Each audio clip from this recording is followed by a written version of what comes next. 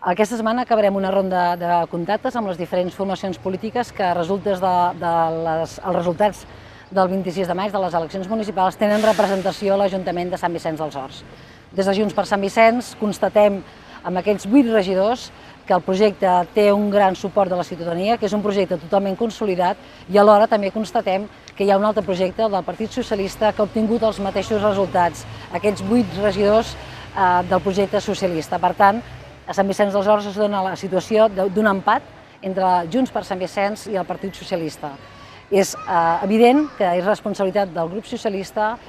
decidir aquesta formació de govern, triar el govern que ha de tirar endavant la governança del nostre municipi, i des de Junts per Sant Vicenç estem disposats a explorar totes les possibilitats per tal que a Sant Vicenç hi hagi un govern que permeti seguir avançant com ho hem fet en els darrers anys, en els darrers mandats, seguir progressant per tal de poder donar resposta a totes les necessitats de la ciutadania i tirar endavant tants projectes que estan en marxa i que hem treballat i que hem treballat en aquests darrers 4 anys de govern. Això és el que farem aquesta setmana i esperem tenir uns resultats que siguin beneficiosos, siguin en resposta i fidels al que ha dit la ciutadania a les urnes, que siguin un govern que treballi per Sant Vicenç dels Horts.